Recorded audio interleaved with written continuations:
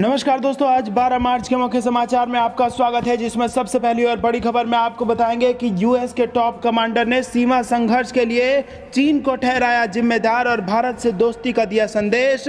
जिसके बाद अब अमेरिका और भारत मिलकर चीन की नींद उड़ा सकते हैं। इसी के साथ दूसरी बड़ी खबर में जिक्र होगा कि आज पहली बार एक मंच पर होंगे पीएम मोदी और अमेरिका के राष्ट्रपति जो बाइडेन, और इसी के साथ हो सकती है चीन की घेराबंदी। और तीसरी बड़ी खबर में आपको बताएंगे कि चीन से मुकाबले को डोकलाम के पास तैनात होगी राफेल की दूसरी स्क्वाड्रन। और इसी के साथ आपको बताएंगे कि क्या है भारत की पूरी रणनीति। दोस्तों, हर एक खबर की गहराई में आपको ले जाएंगे, लेकिन उससे पहले अगर आपको भी देश की सेना और पीएम मोदी पर पूरा भरोसा है तो आप अभी इस वीडियो को लाइक कीजिए और इस लाल बटन को दबा के चैनल को फ्री में सब्सक्राइब करके घंटी बजाकर कमेंट में लिखिए जय हिंद। दोस्तों, रुक करते हैं तमाम बड़ी खबरों की तरफ। यूएस के टॉप कमांडर ने सीमा संघर्ष के लिए चीन को ठहराया जिम्मेदार, भारत से दोस्ती का दिया संदेश। जी हां दोस्तों, क्वाड सम्मेलन से पहले अमेरिका ने यह दावा किया है कि चीन अभी भी एलएसी के कई हिस्सों से पीछे नहीं हटा है। पूर्वी लद्दाख के ये वो इलाके हैं जहां चीन ने सीमा पर विवाद के दौरान कब्जा कर लिया था। करीब 10 महीने की तनातनी के बाद फरवरी के महीने में पूर्वी लद्दाख के पैंगोंग क्षेत्र में डिसएंगेजमेंट की प्रक्रिया शुरू हुई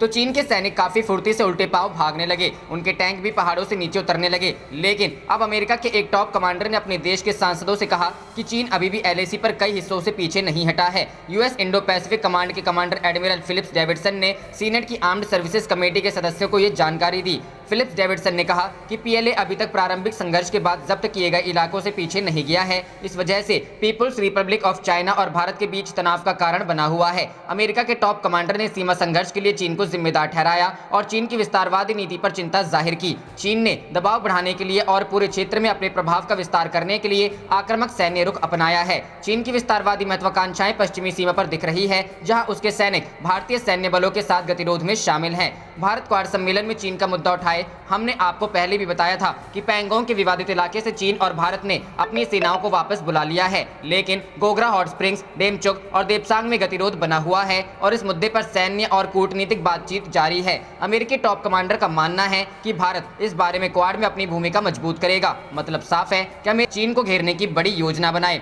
कमांडर एडमिरल फिलिप्स डेविडसन ने अमेरिकी सांसदों से यह भी कहा कि हमने संकट के दौरान भारत को महत्वपूर्ण सूचना के साथ साथ बर्फीले मौसम से बचाने वाली पोशाक, दूसरे उपकरण भी मुहैया कराए। साथ ही पिछले कई वर्षों से हम अपने समुद्री सहयोग को मजबूत कर रहे हैं। यानी जिस बात की फिक्र की जा रही थी कि जो बाइडेन के अमेरिका के राष्ट्रपति बनने के बाद क्या भारत और अमेरिका के रिश्ते अच्छे ही रहेंगे जितने पूर्व राष्ट्रपति डोनाल्ड ट्रंप के काल में थे, तो अब अमेरिका ने साफ कर दिया है कि वो हमेशा से भारत के साथ था, है और रहेगा। साथ ही क्वाड समिट से पहले अमेरिका ने दुनिया को इस दोस्ती का संदेश दे दिया है। रुख करते हैं अगली खबर की तरफ। आज पहली बार एक मंच पर होंगे पीएम मोदी, जो बाइडेन, हो सकती है चीन की घेराबंदी। जी हां दोस्तों, क्वाड देशों की महत्वपूर्ण बैठक आज वीडियो कॉन्फ्रेंसिंग के जरिए होगी। इस बैठक में पहली बार प्रधानमंत्री नरेंद्र मोदी, अमेरिकी राष्ट्रपति जो बाइडेन किसी अंतर्राष्ट्रीय मंच पर होंगे। इस समिट में ऑस्ट्रेलियाई पीएम स्कॉट मॉरिसन और जापान पीएम योशिहिदे शामिल होंगे। दुनिया के 4 ताकतवर लोकतांत्रिक देशों के नेताओं की अहम बैठक में कोरोना वैक्सीन, तकनीकी सहयोग, क्लाइमेट चेंज जैसे मुद्दे प्रमुख रह सकते हैं, लेकिन माना जा रहा है कि सबसे महत्वपूर्ण मुद्दा चीन का हो सकता है। कोरोना के शुरुआती दिनों और फिर महामारी के दौरान चीन के रुख की वजह से अंतर्राष्ट्रीय मुश्किलें पैदा हुई। शुरुआत में चीन पर कोरोना की जानकारी न मुहैया कराए जाने के आरोप लगे। इसे लेकर पूर्व अमेरिकी राष्ट्रपति डोनाल्ड ट्रंप ने खुलेआम चीन की निंदा की थी। फिर अप्रैल मई 2020 में चीन ने भारत की सीमा का अतिक्रमण करने की कोशिश की, जिस पर शुरू हुआ विवाद हाल में कुछ शांत हुआ है। दक्षिण चीन सागर में भी लगातार चीन अपनी दादागिरी दिखाता रहा है। दूसरी तरफ अमेरिका की जो बाइडेन सरकार चीन के खिलाफ लगातार सख्ती दिखा रही है। अमेरिका के प्रभावशाली सीनेटरों ने सीनेट में कई प्रस्ताव पेश कर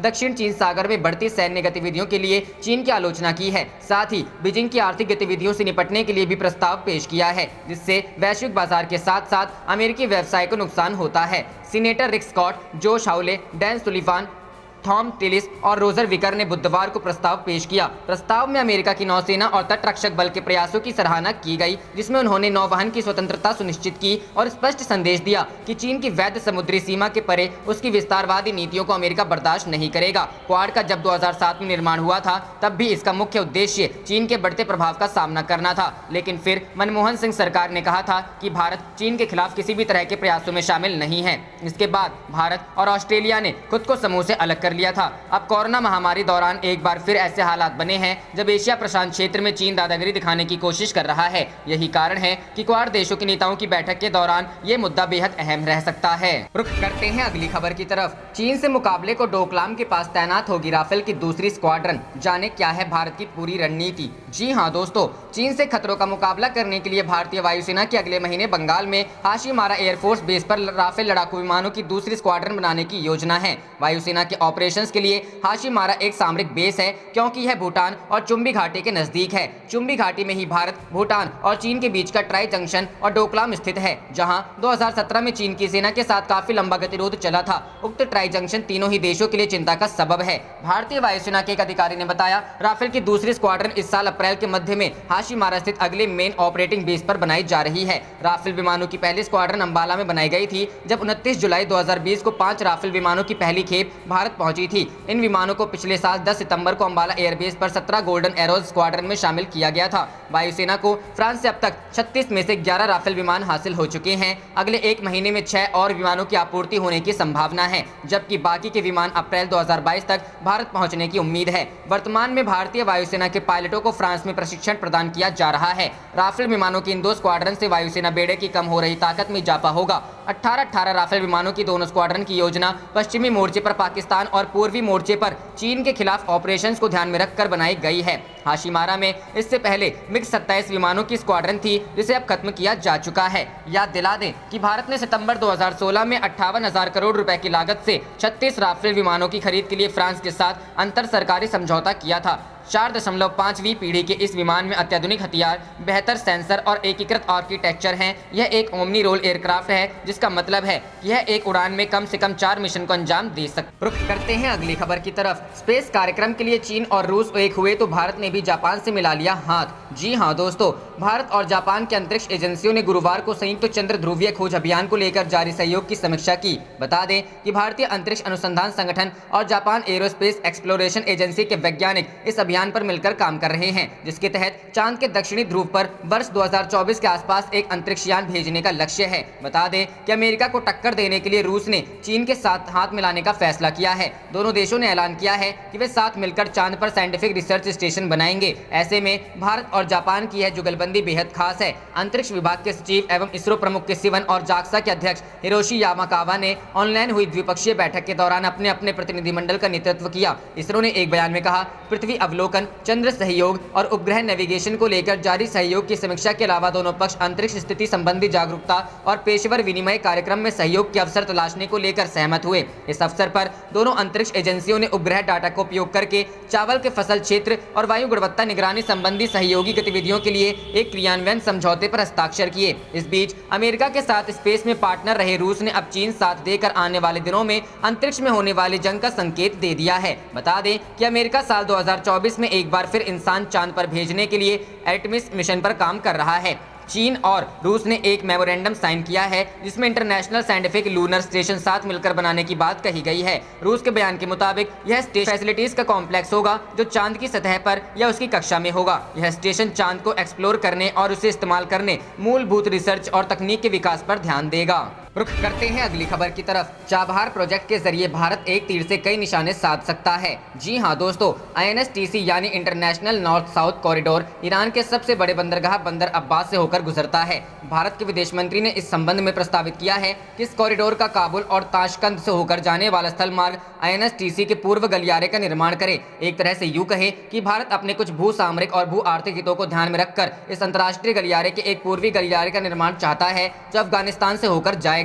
इस प्रोजेक्ट में ईरान और मध्य पूर्व की भू आर्थिकी को मजबूत आधार देने की क्षमता है। इसलिए ईरान का मानना है इसमें अगर चाबहार प्रोजेक्ट को भी शामिल कर लिया जाए तो ईरान सहित इस क्षेत्र को बड़ा व्यापारिक लाभ होगा। अब ईरान इस सपने को हकीकत में बदलने के लिए भारत का सहयोग चाहता है। ईरान को याद है कि भारत ने कुछ वर्ष तुर्कमेनिस्तान को अंतर्राष्ट्रीय उत्तर दक्षिण गलियारे का भाग बनाने का प्रस्ताव किया था। परियोजना की संकल्पना INSTC प्रोजेक्ट को शुरू करने की योजना मूल रूप से भारत, रूस और ईरान ने वर्ष 2000 में सेंट पीटर्सबर्ग में बनाई थी। इसे एक मल्टी मॉडल परिवहन प्रोजेक्ट के रूप में विकसित करने की योजना बनाई गई थी, यानी इसे जहाज, रेल और सड़क मार्ग के रूप में विकसित किया जाना है। भारत, रूस और ईरान के अलावा इसमें 10 अन्य सदस्य व एक पर्यवेक्षक सदस्य देश शामिल हैं। इसमें 10 मध्य एशियाई और पश्चिमी एशियाई देशों Azerbaijan, Armenia, Kazakhstan, Kyrgyzstan, Tajikistan, Turkey, Ukraine, Belarus, Oman और सीरिया सदस्य हैं। रुख करते हैं अगली खबर की तरफ। चाइना दुनिया के लिए बड़ा खतरा, ताइवान पर कर सकता है हमला, यूएस टॉप कमांडर ने दी चेतावनी। जी हां दोस्तों, चीन अगले 6 साल में ताइवान पर हमला कर सकता है। अमेरिकी top commander admiral Philip Davidson के इस दावे से दुनिया भर में हड़कंप मच गया है। एडमिरल फिलिप डेविडसन ने कहा कि चीन एशिया में अमेरिकी मिलिट्री पावर की जगह लेना चाहता है। ताइवान पर चीन के हमले का खतरा। बता दें कि अमेरिकी हिंद प्रशांत कमान के top commander admiral Philip Davidson ने आर्म्ड सर्विस कमेटी की मीटिंग में कहा कि डेमोक्रेटिक ताइवान पर हमेशा से चीन के हमले का खतरा रहा है। चीन ताइवान को अपने देश का हिस्सा मानता है। चीन ताइवान को वापस लाने की बात करता है। हिंद प्रशांत क्षेत्र पर कब्जे की फिराक में चीन top commander admiral Philip Davidson ने अमेरिका के सांसदों से कहा कि सामरिक तौर पर चीन 21वीं सदी में सबसे बड़ा खतरा पैदा कर सकता है। हमारे खुले और आजाद दृष्टिकोण के उलट चीन की कम्युनिस्ट पार्टी दबाव बनाकर सत्तावादी और एक बंद व्यवस्था को बढ़ावा देती है। एडमिरल फिलिप डेविडसन ने मंगलवार को कहा, चीन का दृष्टिकोण हिंद प्रशांत के क्षेत्र के देशों के लिए खतरा है। कम्युनिस्ट पार्टी हिंद प्रशांत में मौजूद देशों की सरकारों, बिजनेस संगठनों और लोगों पर दबाव बनाकर उन्हें भ्रष्ट बनाना चाहती है। चीन इसके लिए काफी कोशिश कर रहा है। रुख करते हैं अगली खबर की तरफ। क्वाड की बैठक, अमेरिका की सख्ती, साउथ चाइना सी में घिरने लगा है ड्रैगन। जी हां दोस्तों, साउथ चाइना सी में चीन की दादागिरी को रोकने के लिए अमेरिका पूरी तरह से एक्टिव हो गया है। ड्रैगन इस इलाके में अपने पड़ोसी देशों को लगातार धमकाता रहता है। इस बीच भारत, अमेरिका, ऑस्ट्रेलिया और जापान का गठबंधन क्वाड की भी कुछ दिनों में बैठक होने वाली है। इस बैठक में एशिया प्रशांत क्षेत्र में गठबंधन की मजबूती और अन्य मुद्दों पर चर्चा होने की उम्मीद है। दूसरी तरफ अमेरिका की जो बाइडेन सरकार चीन के खिलाफ लगातार सख्ती दिखा रही है। अमेरिका के प्रभावशाली सीनेटरों ने सीनेट में कई प्रस्ताव पेश कर दक्षिण चीन सागर में बढ़ती सैन्य गतिविधियों के लिए चीन की आलोचना की है। साथ ही बीजिंग की आर्थिक गतिविधियों से निपटने के लिए भी प्रस्ताव पेश किया है, जिससे वैश्विक बाजार के साथ साथ अमेरिकी व्यवसाय को नुकसान होता है। सीनेटर रिक स्कॉट, जोश हाउले, डैन सुलिवान, थॉम टिलिस और रोजर विकर ने बुधवार को प्रस्ताव पेश किया। पहले प्रस्ताव में अमेरिका की नौसेना और तटरक्षक बल के प्रयासों की सराहना की गई, जिसमें उन्होंने नौवहन की स्वतंत्रता सुनिश्चित की और स्पष्ट संदेश दिया कि चीन की वैध समुद्री सीमा के परे उसकी विस्तारवादी नीतियों को अमेरिका बर्दाश्त नहीं करेगा। स्कॉट ने प्रस्ताव पेश करते हुए कहा कि चीन के राष्ट्रपति शी जिनपिंग के नेतृत्व में कम्युनिस्ट पार्टी ऑफ चाइना ने दक्षिण चीन सागर का सैन्यीकरण जारी रखा है और क्षेत्र में अपनी सीमाओं को बढ़ाने के दावे के लिए इच्छुक दिखता है। उन्होंने कहा, इस आक्रामक एवं अवैध कार्रवाई को बर्दाश्त नहीं किया जा सकता है। मैं यह प्रस्ताव पेश करते हुए फक्र महसूस करता हूं कि अमेरिका की नौसेना और तटरक्षक बल हमारी स्वतंत्रता की रक्षा करने के लिए काम। सुलिवान ने आरोप लगाए हैं कि हाल ही के वर्षों में चीन ने अपने पड़ोसी शांतिप्रिय देशों के खिलाफ आक्रामक कार्रवाइयां की हैं ताकि अपने प्रभाव का विस्तार कर सके और दक्षिण चीन सागर में नियमों को तोड़ सके। रुख करते हैं अगली खबर की तरफ। चीन पर नजर, पश्चिम बंगाल में भी वायुसेना बनाएगी राफेल की स्क्वाड्रन। जी हां दोस्तों, भारतीय वायुसेना राफेल युद्धक विमानों की दूसरी स्क्वाड्रन पश्चिम बंगाल के हाशिमपुरा एयरबेस पर तैनात करेगी। यह काम मई महीने में किया जाएगा। उसी समय तक फ्रांस में पायलट्स की स्पेशल ट्रेनिंग भी पूरी हो जाएगी। ये पायलट राफेल संबंधी ट्रेनिंग लेने ही फ्रांस गए हुए हैं। इस बात की जानकारी एयरफोर्स के अधिकारियों ने दी है। गौरतलब है कि इस महीने तक 17 राफेल लड़ाकू विमान होंगे और इस फाइटर जेट का पूरा बेड़ा अप्रैल 2022 तक देश में आ जाएगा। लगभग 4 साल पहले 2016 में भारत ने फ्रांस के साथ 59,000 करोड़ रुपए की लागत वाले 36 राफेल लड़ाकू विमानों को खरीदने के लिए एक अंतर सरकारी समझौते पर हस्ताक्षर किए थे। राज्यसभा में बीते महीने एक सवाल का जवाब देते हुए केंद्रीय गृह मंत्री राजनाथ सिंह ने कहा था, मैं सूचित करना चाहता हूं कि अब तक 11 राफेल विमान भारत पहुंच चुके हैं और मार्च माह तक कुल 17 विमान भारत की धरती पर होंगे। मैं यह भी जानकारी देना चाहता हूं कि अप्रैल 2022 तक राफेल का पूरा बेड़ा भारत पहुंच जाएगा। राफेल का स्वदेशी फैक्टर तकरीबन 1 महीने पहले खबर आई थी कि राफेल के निर्माण से जुड़ी फ्रेंच कंपनी साफ्रान एयरक्राफ्ट इंजन्स के साथ एचएएल ने एक एमओयू साइन करते हुए लड़ाकू जेट राफेल के स्मिगमा M88 इंजन को देश में ही बनाने की राह खोल दी है। इस करार के बाद एचएएल राफेल के इंजन के लिए कई किस्म के जरूरी पार्ट्स का निर्माण करने के साथ ही साफ्रान के साथ मिलकर इन्हें असेंबल करने के अवसर तलाशेगा। साफ्रान के बयान के हवाले से रक्षा विभाग से जुड़े प्लेटफॉर्म पर कहा गया कि राफेल के अगले बैच के साथ ही भारत में जो भी विमान M88 इंजन वाले बनते हैं उन सभी के लिए साफ्रान और HAL मिलकर काम करेंगे। रुख करते हैं अगली खबर की तरफ। चीन के साइबर हमले को रोकने को केंद्र ने उठाया सख्त कदम, टेलीकॉम लाइसेंस नियमों में कर दिया बदलाव। जी हाँ दोस्तों, केंद्र की नरेंद्र मोदी सरकार हाल ही में हुए चीन के साइबर हमलों के मद्देनजर टेलीकॉम सेक्टर के हुआई, ZTE जैसी चाइनीज कंपनियों के बढ़ते दबदबे को रोकने की तैयारी कर रही है। भारत की मौजूदा 4G और आने वाली 5G टेक्नोलॉजी के प्रसार के लिए केंद्र सरकार ने अपने लाइसेंस रूल्स में बदलाव किया है। ये भी सुनिश्चित किया गया है कि 15 जून 2021 के बाद इन सेक्टर में इस्तेमाल होने वाले उपकरण संबंधित अथॉरिटी की मंजूरी के बाद और भरोसेमंद कंपनियों से ही खरीदे जाएं। केंद्र सरकार ने यह कदम हाल ही में चीन की ओर से भारत के क्रिटिकल साइबर या टेलीकॉम एरिया में किए गए साइबर अटैक के बाद उठाया है। एक शीर्ष अधिकारी ने बताया कि भारत के बढ़ते हुए टेलीकॉम सेक्टर को सुरक्षित करने के लिए ये बदलाव किया गया है। इसमें असुरक्षित और अवांछित वेंडर्स को इस सेक्टर से दूर रखा जा सकेगा। सरकार उन टेलीकॉम कंपनियों से नाखुश है जिन्होंने पिछले साल से चले आ रहे तनाव और टेलीकॉम डिपार्टमेंट के स्पष्ट संकेत के बाद भी चीन से टेलीकॉम इक्विपमेंट पर निर्भरता दिखाई। टेलीकॉम डिपार्टमेंट ने बुधवार को संशोधन जारी करते हुए कहा कि 15 जून 2021 से टेलीकॉम कंपनियां केवल भरोसेमंद साझेदारों और संबंधित विभाग की मंजूरी के बाद ही अपने नेटवर्क को अपग्रेड करने के लिए उपकरण इस्तेमाल कर सकेंगे। National security directive for telecom पर दिसंबर 2020 में हुई कैबिनेट कमेटी की बैठक के बाद केंद्र सरकार ने चीनी उपकरणों से बढ़ते खतरे के बाद ट्रस्टेड सोर्सेज की लिस्ट जारी की थी। इसके तहत national cyber security designated authority के तौर पर काम करेंगे। वे असुरक्षित सोर्सेज के साथ होने वाले आयात पर नजर रखेंगे। इस नोटिफिकेशन के तहत सरकार अथॉरिटी के जरिए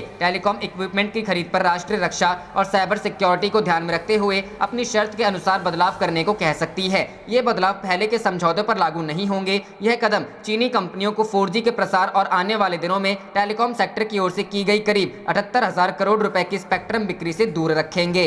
रुख करते हैं अगली खबर की तरफ। दिल्ली में कोरोना वायरस का खतरा फिर बढ़ा, एक ही दिन में आए 400 से ज्यादा केस। जी हां दोस्तों, महाराष्ट्र के बाद देश की राष्ट्रीय राजधानी दिल्ली में कोरोना वायरस को लेकर चिंता बढ़ गई है। दिल्ली में पिछले 24 घंटे में कोरोना के 409 नए मामले सामने आए हैं, जो लगभग पिछले 2 महीनों में एक दिन में आए सबसे ज्यादा मामले हैं। वहीं संक्रमण की दर बढ़कर 0.59% हो गई है। बता दें कि दिल्ली में अब कोरोना के एक्टिव मामले बढ़कर 2020 तक पहुँच गए हैं। कुछ दिनों पहले दिल्ली में एक्टिव कोरोना मामलों का आंकड़ा 500 से भी नीचे आ गया था।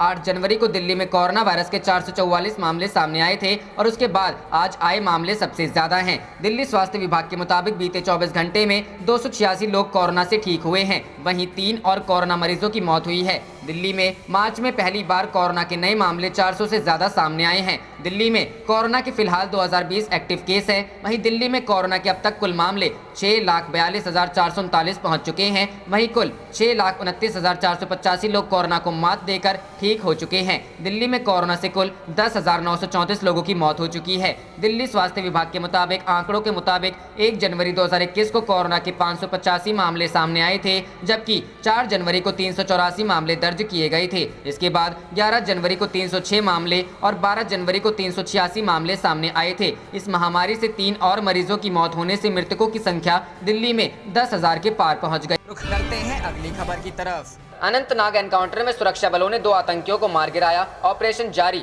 जी हां दोस्तों, जम्मू कश्मीर के अनंतनाग में एक एनकाउंटर के दौरान सुरक्षा बलों ने 2 आतंकियों को मार गिराया है। जम्मू कश्मीर पुलिस ने बताया कि अभी ऑपरेशन जारी है। कश्मीर के IG विजय कुमार ने बताया कि एनकाउंटर में अब तक 2 आतंकी मारे जा चुके हैं। यह एनकाउंटर बुधवार से ही जारी है। एक पुलिस अधिकारी ने कल बताया था कि अनंतनाग के बिजबेहरा इलाके के कांडीपुरा में आतंकवादियों की मौजूदगी की सूचना मिलने पर सुरक्षा कर्मियों ने उस क्षेत्र को घेर लिया था और तलाशी अभियान चलाया। उन्होंने कहा कि जब आतंकवादियों ने सुरक्षा बलों पर गोलियां चलानी शुरू कर दी, तब उन्होंने जवाबी कार्रवाई की और फिर मुठभेड़ छिड़ गई। पुलिस के मुताबिक इलाके में 2 से 3 आतंकियों के छिपे होने की संभावना है। कश्मीर जोन पुलिस ने ट्विटर पर एनकाउंटर में आतंकी के मारे जाने की जानकारी दी।